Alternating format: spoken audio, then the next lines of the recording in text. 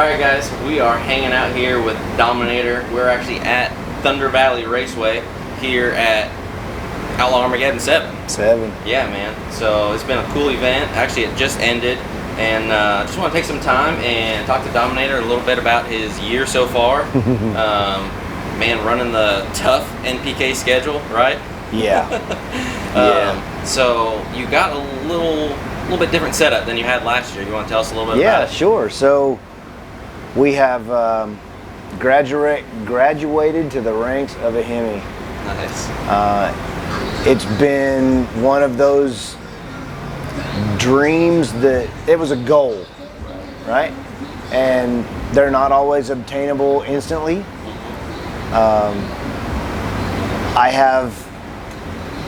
What I have is a 4.8 bore space Noonan water jacketed Hemi, so we can cruise the car. I'm going to attempt to survive drag week, Rocky Mountain Race Week, that kind of stuff when the show stuff slows down enough that we have time. The car is now 4 inches lower all the way around. Yeah. We cut a bunch of weight. We don't weigh 3,258 pounds anymore, or 3,158 in the end of that. So we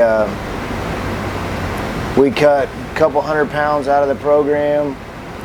We've now got my opinion, one of the coolest Hemis that exist. Yeah. And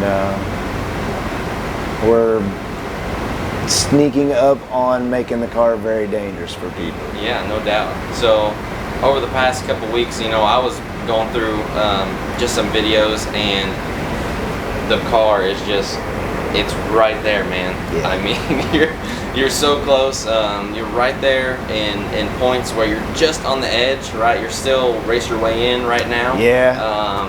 But you're that close to being in the Invitational, guaranteed. You know? We missed the first couple of the No Prep Kings races, Yep. making the switch.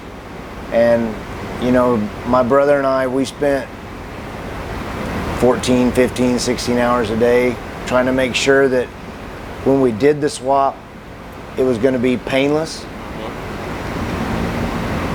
And then right when it's time and you're ready to pull the trigger, and you just start changing things because it's going to make it a better program. And so we missed the first couple of No Prep Kings races, and we didn't get to go test. We literally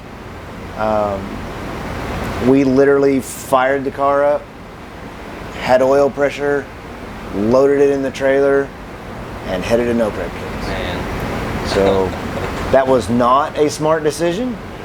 The smart decision would have been skip a couple more, go to the track and test a whole set of rods out of the motor.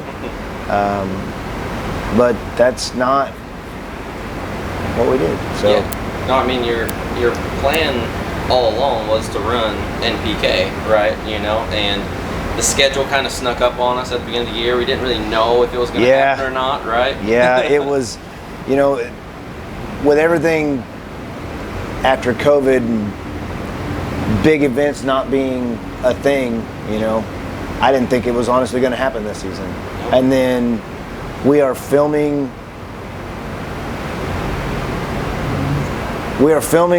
in the street, and less than 2 weeks we are going to No Prep Kings. Man. So that's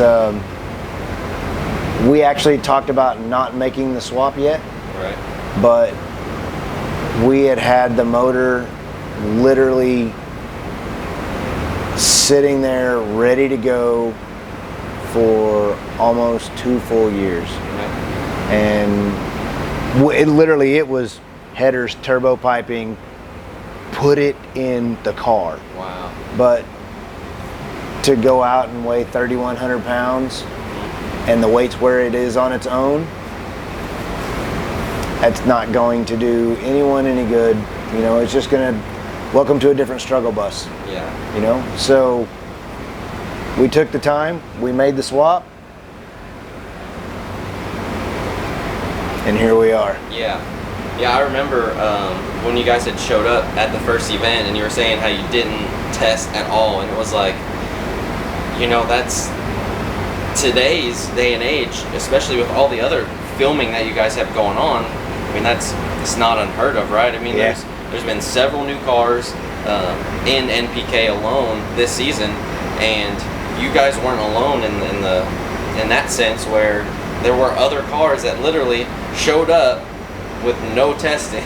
You know what I mean? So yeah, I mean, you guys are making strides, and the car is looking really, really good. And how you say it, you lowered it. Yeah. A lot of people have noticed that. Oh yeah. It is. Yeah. So to meet No Prep King's rules, we have to weigh 3,050 pounds. Okay. We technically have to weigh 2975 just because we don't run the lockup converter and we don't have a 36-inch tall tire. Okay. So we get to take some weight off for that. But being as light as the car is now, we get to choose where the weight goes, right? And in the beginning, I wanted the car as low to the ground as I could get it. Keep as much air out from underneath the front as I could possibly get it. And we had it literally 3 inches off the ground. And it didn't work. It wasn't super happy there. So over time, we've raised the front end up a couple of inches, and we've got the crank center line where it actually is happier. So we are knocking on the door of making this very uncomfortable for people. Yeah, that's so awesome. You know, all the comments on the channel and the social media platforms, whenever somebody sees a race from Dominator, they're all just itching and waiting, you know, for those wins to start racking up. Because like you said, you're knocking on the door right now. It's getting better every week. So you and I were talking earlier about the negative comments and social media and all of that. Yeah. And we have an amazing following of people that get it. You know, not everybody is just swimming in money. You know, and there's a lot of people that can relate and understand the fact that it took me 2 years to put everything together to make it work. A lot of people understand it's just what we're doing is what I've done my entire life, you know, and we're not any different than anyone else. The only difference is we were blessed in the beginning and people caught videos of what we were doing and they wanted more of it, you know? So I have the negative comments on my page. When I told people that I was actually doing the Hemi deal, and I didn't post pictures and videos like within a month, oh, the hate mail started coming. And you try and explain it, but it doesn't matter to some. Right. To some, they get it, they let it go. And to others, we suck so bad, we're not, you know, and I just invite them to bring their money and bring their car. We'll sit in the street and you can find out. Yeah. It's that simple. It's tough juggling, you know, all the pros and the cons of social media. Like you said, you do have a good positive following, but you know, then there are the negative comments, and it makes it tough. But that's something about, you know, our channel, No Prep Fam, that, you know, I've been up front from the beginning. You know, the fam stands for family, and I want it to be about that. Not just about me and my family, obviously, but the whole drag racing family in itself. Absolutely. I mean, if we would all just continue to bash each other and slam each other on one thing or another, where do you think the sport's going to go? You know what I mean? Yeah. If we'd all just get behind each other and support one another and encourage one another, you know, then we have a really bright future. So. Yeah. Yep. And it's getting big. I mean, to be honest with you, everywhere we go,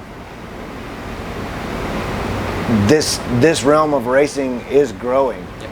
You know, and you have other realms of racing that want to use us in a negative light, you know, because a lot of cars do crash doing what we're doing.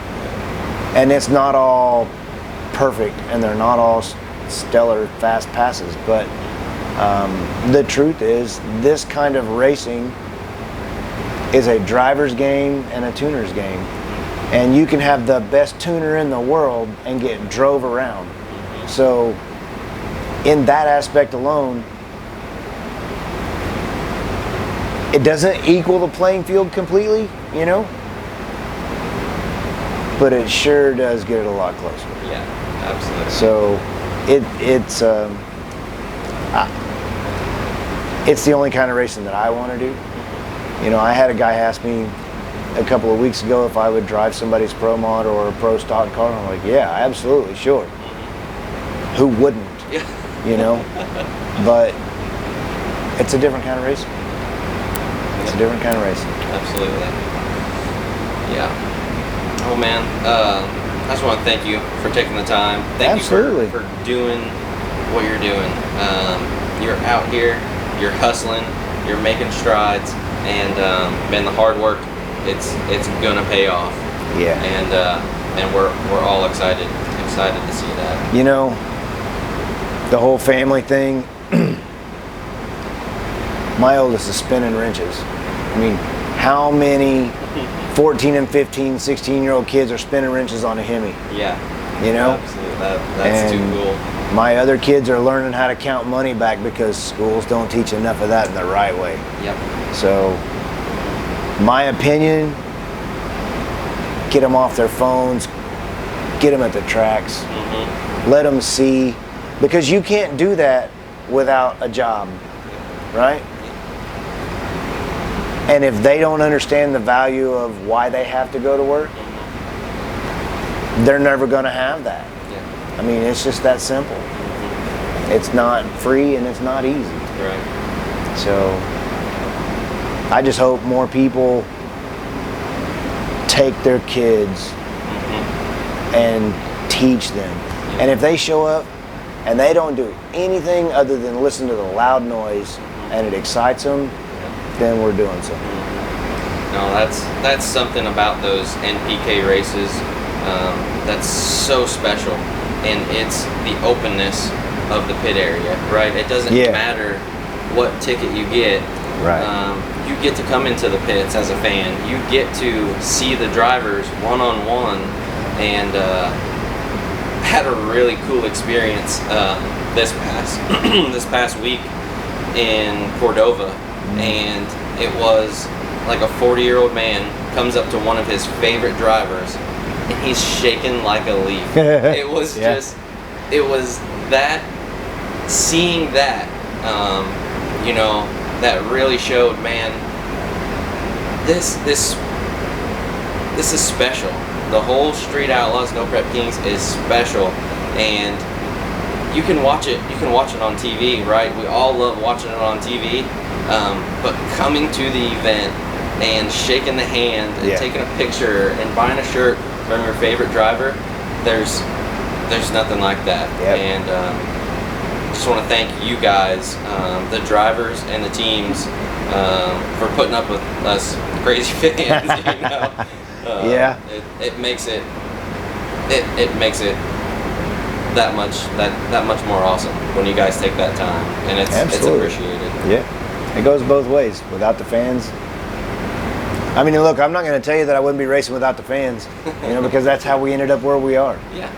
You know, street racing with a guy like you with a video camera, and I would still be doing it, yes, but my goal in this whole thing, when it all first started, was get the guy that's had the 68 Chevelle in the corner with, it's got the Christmas tree and all of the stuff stacked on top of it, the carpet from last year in the bedroom, all stacked on top of it. I want to see those guys get all that stuff off the cars, blow the dust off of them, bleed the brakes, first and foremost, get it running, and take their kid down the street. Go to the locals, cruise in, the Sonic, whatever it is, you know, get them in a car. Because if we don't, it's over, you know? And I spent many years wearing out the transmission in my uncle's car and never moved 2 inches, you know? But I was having a good time in a car. So. No, that's cool, man. Thank you for sharing all that. Absolutely. Yeah. We got NPK coming up in what? We have next weekend off to do maintenance. And a lot of maintenance. Oh yeah. And then it's Virginia, right? And then the big trip Oh my goodness. from Virginia to Boise, Idaho. That's a 36-hour trip, and you got 48 hours to do it in. Yeah. That sounds like some Smokey and the Bandit stuff right there. That is going to be a wild trip in itself. Like, I don't think there's going to be any hanging out afterwards in Virginia, right? No, and I'll be honest, my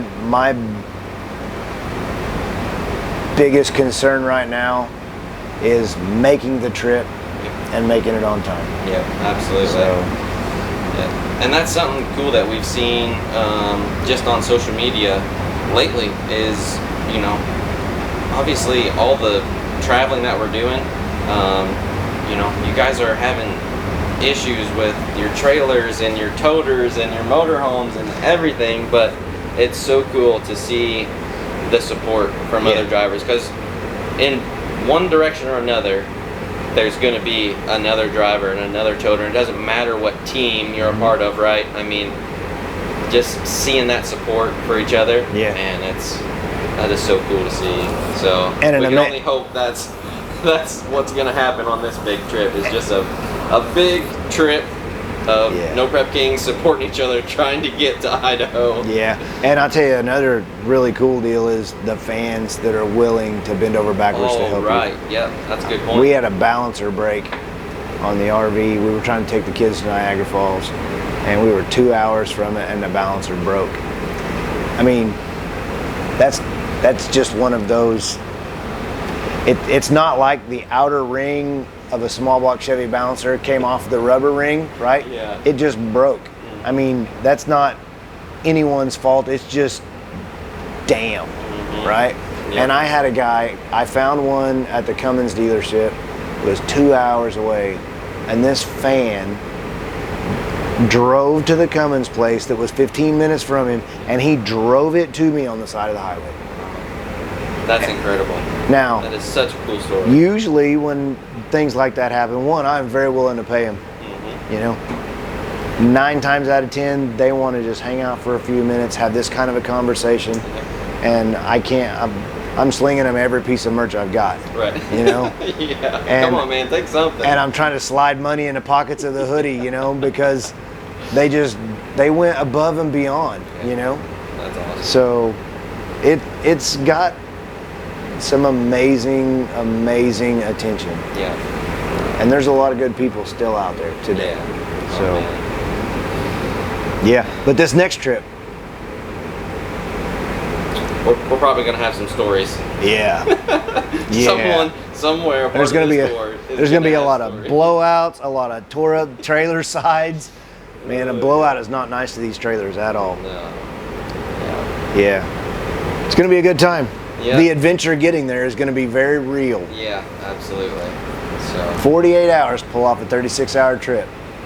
That leaves no window for any kind of delay. None whatsoever. Man. Well, Joe, we're looking forward to the rest of the NPK season. We're looking forward to seeing that dart get a W, and it's coming. Try and start tracking down towards the top of that points list. It's coming. So, it's coming. Appreciate your time. Absolutely. It's been fun, man. Thank you very much. See you, buddy. Yep.